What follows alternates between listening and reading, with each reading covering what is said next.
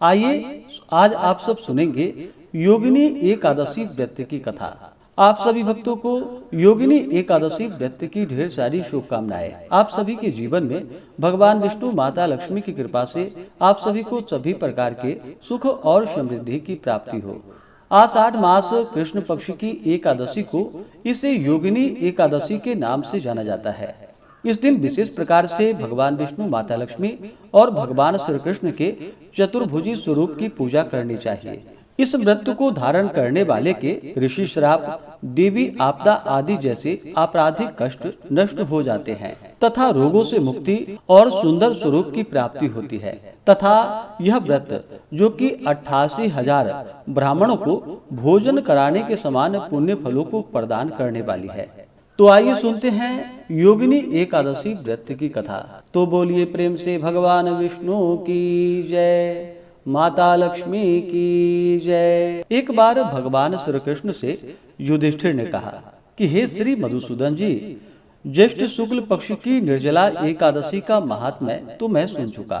अब आगे आप आषाढ़ मास के कृष्ण पक्ष की एकादशी का क्या नाम है और क्या महात्म्य है, कृपा करके उसको कहने की दया करिए।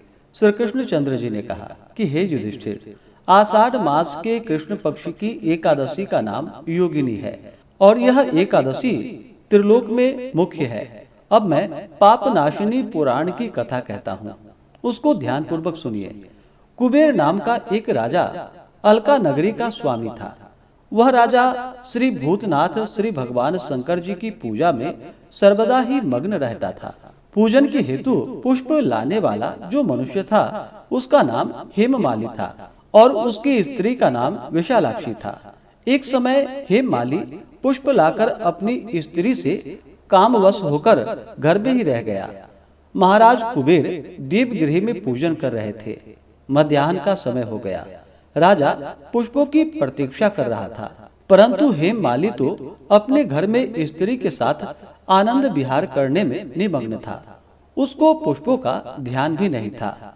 अत्यधिक समय समाप्त हो जाने पर यक्षराज कुबेर ने सेवकों से कहा कि तुम लोग शीघ्र जाओ और अनुसंधान करके बतलाओ हेममाली इतना समय व्यतीत हो जाने पर भी क्यों नहीं आया। इस प्रकार राजा के क्रोध युक्त वचनों को सुनकर यक्षों ने कहा कि हे महाराज, हेममाली अत्यंत ही कामी मनुष्य है, अतः वह अपने घर के स्त्री के साथ आनंद विहार कर रहा है। यक्षों के वचनों को सुनकर राजा ने और भी अधिक क्रोधित होकर उसको बुला लाने की आज्ञा दी। उधर हेममाली को भी अपना दोष ज्ञात हो चुका था, अतः भय से व्याकुल एवं कांपता हुआ राजा के सामने आया। उसको देखकर राजा ने क्रोध पूर्वक वचनों से कहा, रे पापी दुष्ट, तूने भगवान शंकर का अनादर किया है, अतः तू यहाँ से मृत्यु लोक में जाकर स्त्री से रहित तथा कुष्ठी होकर जीवन यापन कर।